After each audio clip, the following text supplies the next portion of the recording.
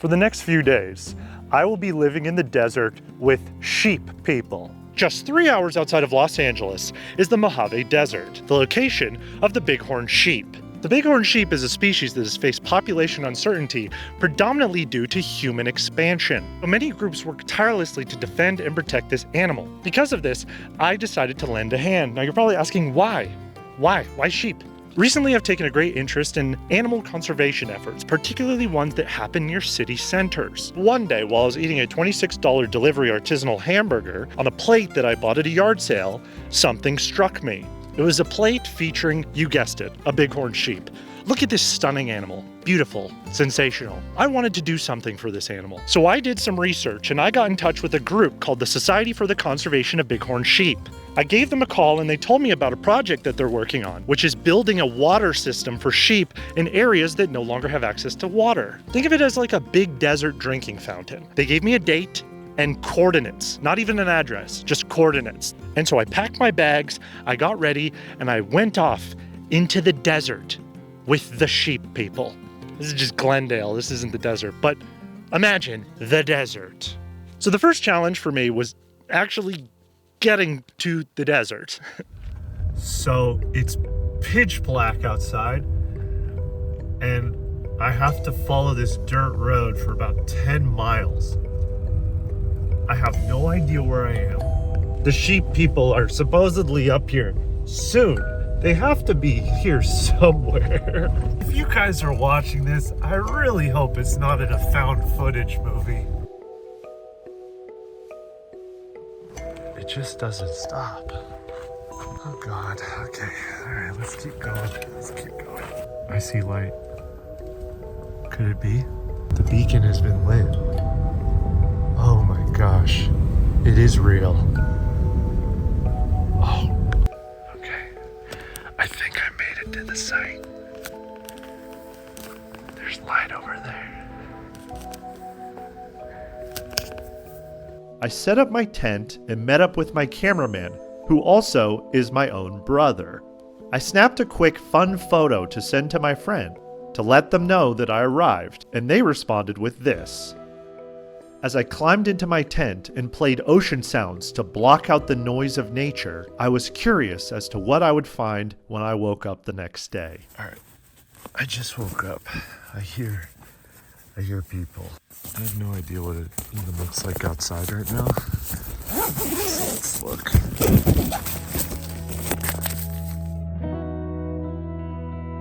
I was far away from my plates back home. This was the real thing.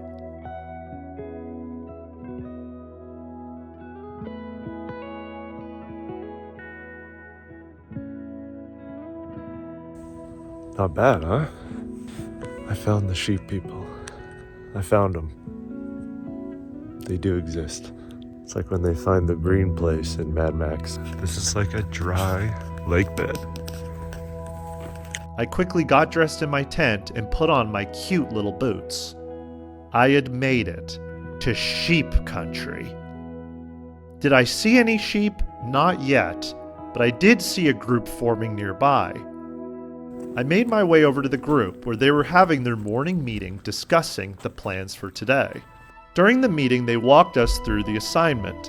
As somebody who does a lot of labor all the time, all of this made sense. But for those of you who might not know how to build a sheep water drinking system, let me tell you how it works. Our goal, we will clear the site area of any obstructions, sandbag the sides, lay a rain mat down, and hold it in place with heavy rocks. When it rains, the rain mat will run the water down through pipes at the bottom into these giant water tanks that we bury nearby. The ramped entrances into the water tanks will be covered with fake rocks to help blend into the environment. After a heavy rainfall, the tanks will fill with water and the bighorn sheep will be able to drink from the tanks.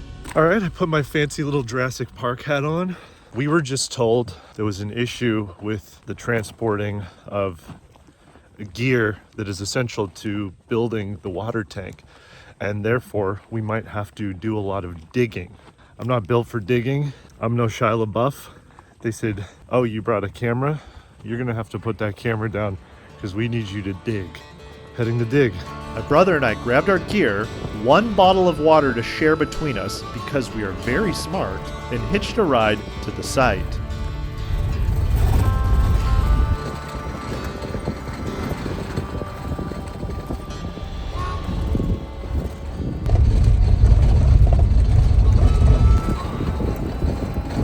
We just reached the site. Everyone is down there clearing the brush, clearing the area that they're going to build the water container for the bighorn.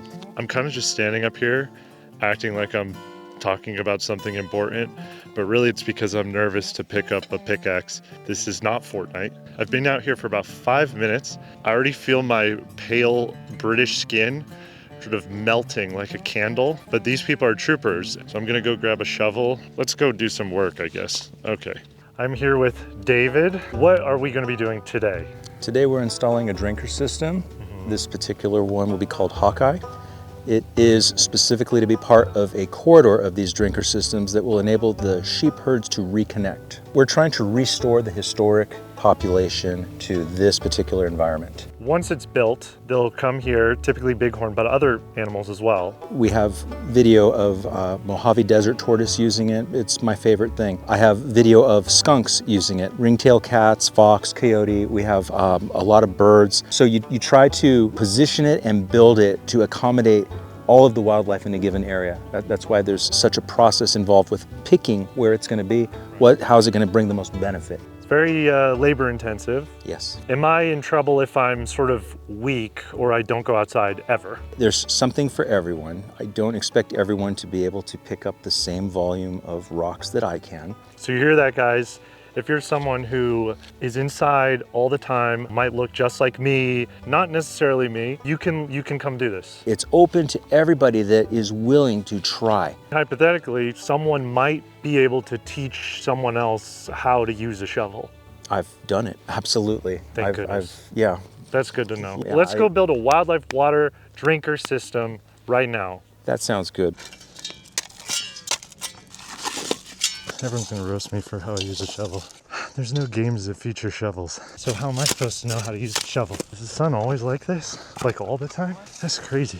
Who programmed it to be like that? I'm so out of breath. Can we fix that in post? Edit out me breathing heavily? As we continued to clear the site, I finally got to live out my dream of being in the movie Holes. Just like Kissin' Kate Barlow, I even found a special surprise under one of the rocks. But we were making good progress. We've flattened the site area, and now they're getting ready to lay down a giant tarp. Thing is, the excavator that is meant to come up here and carry the tarp is currently having difficulties getting through the very, very narrow road up here. I'm walking down there now to offer emotional support, which is the most valuable thing in a very, very hard labor situation such as this. As a few members of the team cleared the blockage in the road, this man walked by with a flagpole-sized pipe. Team members started to carry up gear themselves. So with my big, very nice muscles, I decided to lend a hand. Okay.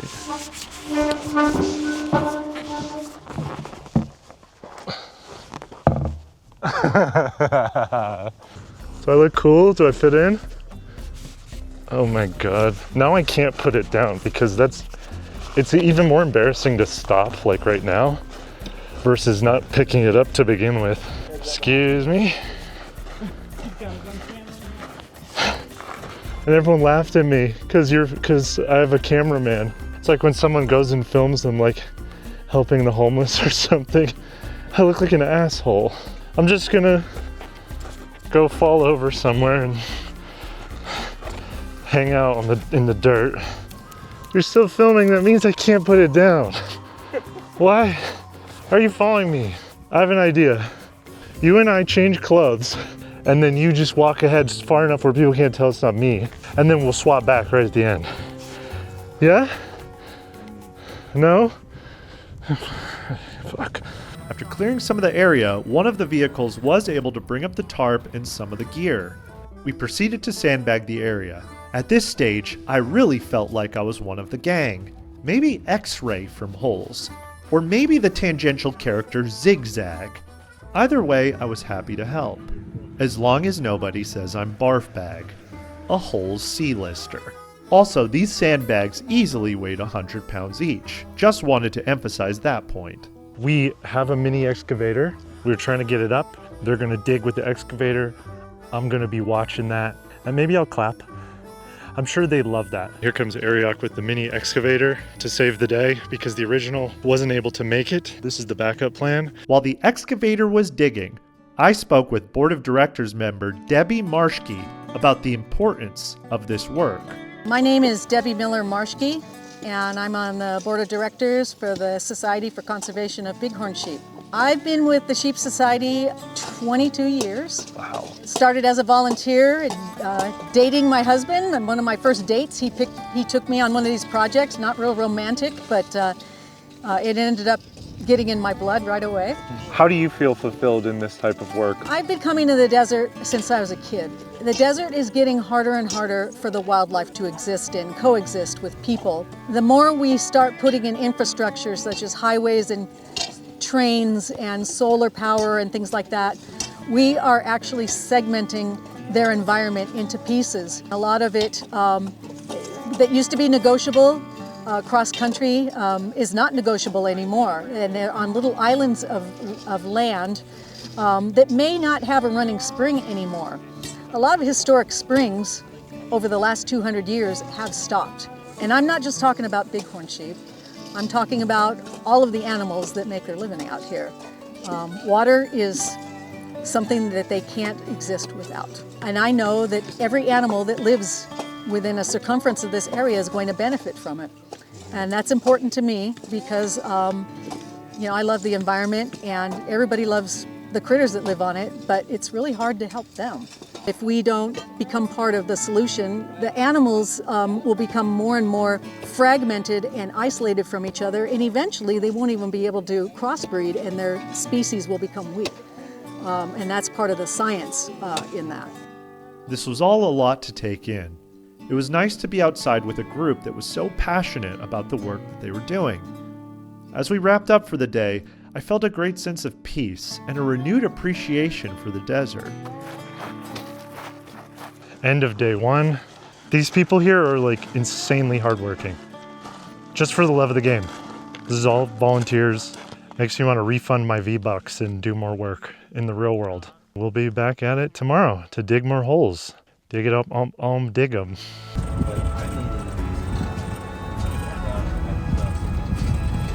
I always looked at the desert as a place that was mostly empty.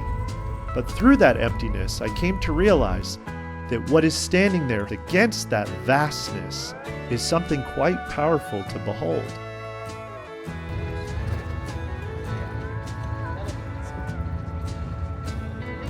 Just got back to the campsite. We're currently cooking dinner. Over here, they have a campfire going. It's pretty peaceful out here. Oh God, my brother has weapons running in the lake bed again. I was just laughed at for attempting to drive my Prius out here in the middle of nowhere. Everyone else is in big trucks. Every single vehicle here is in a big truck. And then here's my dumbass. This could be a Prius ad though, this shot. Prius, go where no man would be dumb enough to go. Prius. All right, we got a spread here. Look at all that. Now we're heading over to the campfire. All right, sheep life here. We gathered around the campfire, swapping stories late into the night. And when I went back to sleep in my tent, I didn't even have to listen to relaxation music, ocean sounds for deep sleep, anxiety relief, melatonin release, 24/7 dark screen. I just listened to the sound of silence. I just woke up and let's look outside.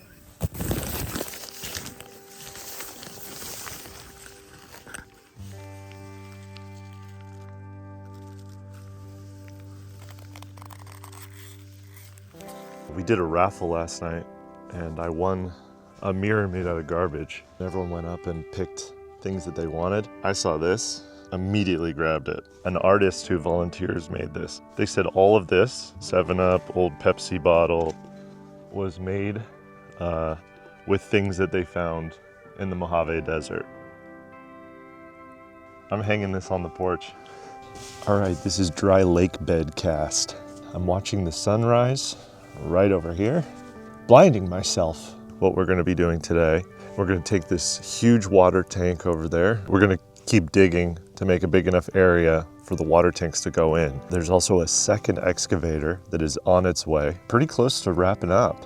And then I will wander into the desert, have like an existential moment. This concludes Dry Lake Bed Cast, the #1 and only podcast that happens in a dry lake bed. There's some guy in Utah right now sitting in a lake bed with his camera thinking this absolute freaking liar. Sounds like we're having pancakes for breakfast, so I'm gonna go grab some and head back to the site for one last go, one last ride.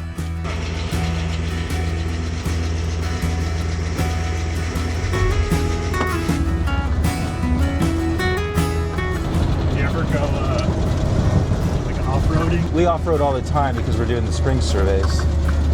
So we go to unbelievably remote locations. I'm horrified at some of the things that I've put this poor van through.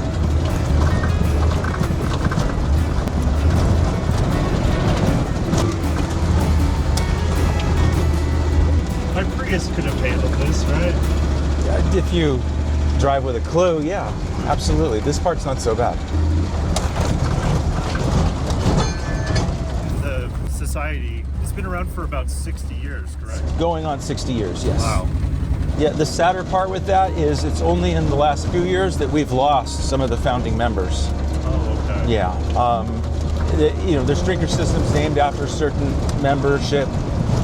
It's heartbreaking that you'll do a report and see the last guy that did it. Oh no, I've literally written stories about stepping in, a person who passed away's footsteps. You can see, this is the desert, things last. And you come across footprints that have been there for a long time. If it didn't rain, they're still there. We have systems where there's shovel marks 3 years later because it hasn't got a drop of rain.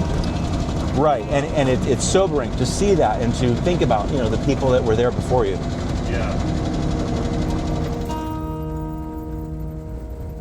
This trailer will take this tank up, we'll get it off, the trailer will come back, we'll park them next to each other and push the other tank onto this trailer, and then same thing, up he goes, theoretically. The other piece of good news is there's a full surgery kit here, so if your appendix bursts, I'll probably be able to get the appendix out. I didn't say I'd keep you alive, but I'll get the appendix out for you. When David first signed up to work for the Sheep Society, he was joined by his son Ariok. They've worked together at SCBS for the last 9 years, so I spoke to them about their experiences as a father-son duo. My son is Ariok M. Grenay.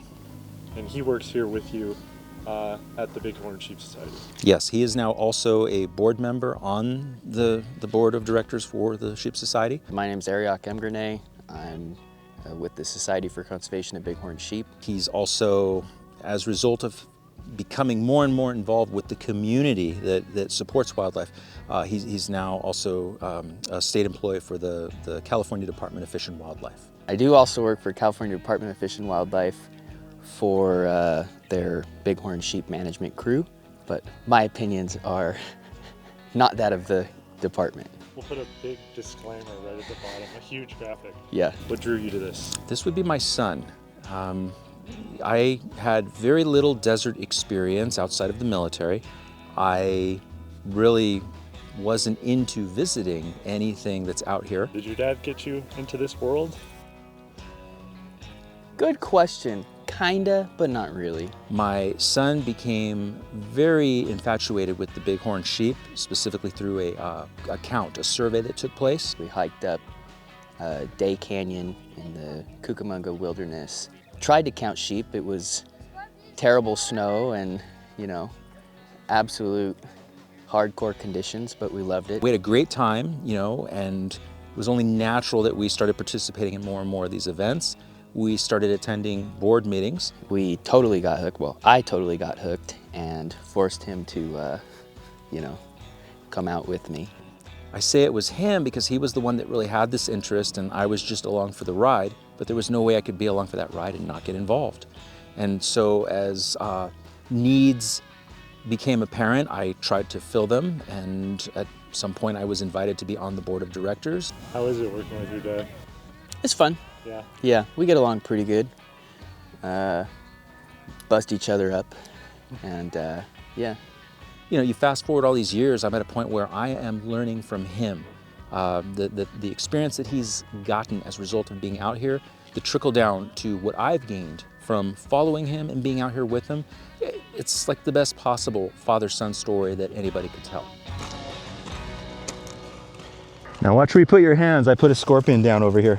No snakes so far. You said you've seen more this season, right? The last year and a half, more than the last 20 years, everywhere. We've moved at least 3 or 4 Mojave greens. I'll be on the lookout. That big area there, you can see it's gonna need big rocks. Be wearing your gloves, watch out for scorpions, we know they're here. So the rocks have to be laid out across the, big stuff across the mat, little stuff piled up on the outside, and all of this is so that when the wind comes in, it just doesn't pick it up and move it. Where those sandbags are, is where there's gonna be a screen, 1/4 inch of rain. It captures the whole thing and channels it into the tanks. Okay.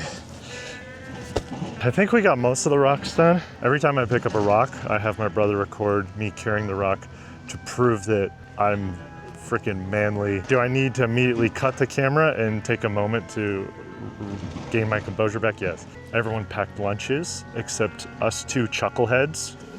Runs in the family of being idiots. What is our diet? Half a Pop-Tart maybe? Shout out Glacier. Glacier's working harder than I am. Long day at the dog factory. While they dig the rest of the hole, we're all kind of just taking a little bit of a break. I spotted a cave way up there, so we're gonna hike up to it. You ever seen Bone Tomahawk? Nope. Probably for the best that you haven't seen it. I hope that this does not go into the dumbest transition in the world when I encounter a rattlesnake. We made it to the top. If this was 100 years ago, I'd be here. Bathroom is that little hole over there where a snake might be. Master bedroom over here. Huge TV right here for Marvel Rivals, Fortnite. I would get fat W's. There's a freaking tail right there. And I see a little foot. Should I stick my hand in the snake hole? Cameraman's shaking their head, no. I can picture the thumbnail though, there's like a red glow coming out of the cave. I stuck my hand in the mystery hole. One video titled, "Let's Help the Bighorn Sheep Conservation Project." Another video, I stuck my hand in the scary hole. Which one's gonna get more clicks? What about my finger in the finger hole? It's like right there, there's 3 kind of shadowy holes. It's like Earth's bowling ball. The water tank is being delivered right now. It's so calm. Spending the last few days out here, especially with all these people who have such a connection to it. You can tell they really love being out here. What would you say about this environment and being out here connects with you? At night, looking up at the stars, the clarity of it all, the crispness of it, the silence. The desert's awesome. There's so many things beyond what you can see, and I think just in general, it's super beautiful. There comes a point where you walk away from the campfire at night and you take a look up and it's breathtaking. It's just remarkable. There's so much really cool history that really touches every bit of desert that looks like it hasn't been touched. To me, it's just every place is an adventure. I'm from Los Angeles, which is just a couple hours from here. I feel like people lose their connection with being outdoors. I would have no idea that this sort of work is being done so close to me. I've driven past so many times. What would you say the benefit is for someone like me seeking out organizations like this or doing work to help, whether it's a sheep or a plant or something like that? Service is its own reward. There is a disconnect. We now live in a world where it's unlikely that you actually know your neighbors. We come out to this event, okay, it's for the wildlife. This connects we as a community. Conversations around the fire, the meal taken together. This is the stuff of old. There's no substitute for actually being out here and experiencing it, seeing it in 3D. You're missing out on the feel of the sun, the aroma of the creosote when we brush it. This is what it's about. This is real life. We are airborne. We have been leveling the area so that the two tanks can stand side by side next to each other. I've just been informed that I will be climbing into the water tank to help put in some support system in there. I'm gonna have a jack. This is the platform that the bighorn sheep will walk down, and it'll fill up down at the bottom. And then when there's rain, runoff will help fill this up as well. I will be crawling into this manhole right here. One of my favorite things to do. All right, we going in? Yeah, come on in. All right. Okay. Oh, got it. All right. All the way at the back. Yeah. All right. Okay. All right. So we're bringing 3 of them back here. Yeah. So this, I'm gonna jack that up. Lift it here, it blows the tank a lot. I see. Get some ventilation down in here. It's toasty for sure. Yeah, okay, go ahead and let it down. Little sunscreen's running into my eyes now. I know. Down here. Sometimes this is what it's all about. Getting your hands a little dirty, jacking away. Just jacking and jacking for the greater good. Let it down. Got it? All right. How many more do we have? There's 12 of them total, so we got 10 more to go. Okay. Getting a bit wet in here, it's fine. Letting it out. Sweating. Yeah. Yeah. Sheep sauna. Coming down. Feel good. Get some fresh air. Peeking out like a prairie dog out of this thing. It's a sauna in here. There we go. Got it. Nice. Is that all of them? Look good? I think, is that it? I think it might be it, huh? All right. Head it out. Okay. Put on the happy face. It's wet in there. A little bit. I need to dry my ass. Oh, my gosh. I am soaked. All right. Yeah, no problem. We are almost done. They're currently about to drop the second water tank. They are putting the faux rock casings around the entrances where the bighorn sheep will go in to drink from. So we are almost there. I am soaked from being in that thing. I hope the sheep like it. As the project began to wind down and the last finishing touches were made, I felt a great sense of admiration towards this group of people, what they've done for the sheep, and what they will continue to do into the foreseeable future. The population of the bighorn is stable right now? It's increasing, but it's an ongoing research. The Newberry population at one point was down to under 40 sheep. It was on the verge of it would be extinct. Through the efforts of putting these water sources out there, of maintaining these water sources, that herd is now approximately 400. I really think that it's very important to continue to install these water sources and maintain natural ones, especially when the reasons that water primarily isn't available for these species is because of human intervention. This is the one thing that I can do that when I walk away, I know I put water somewhere that didn't have water before, and I know that every animal that lives within a circumference of this area is going to benefit from it. And that's important to me because you know, I love the environment and everybody loves the critters that live on it, but it's really hard to help them. I deal all the time with people that, I didn't know there were bighorn sheep in California.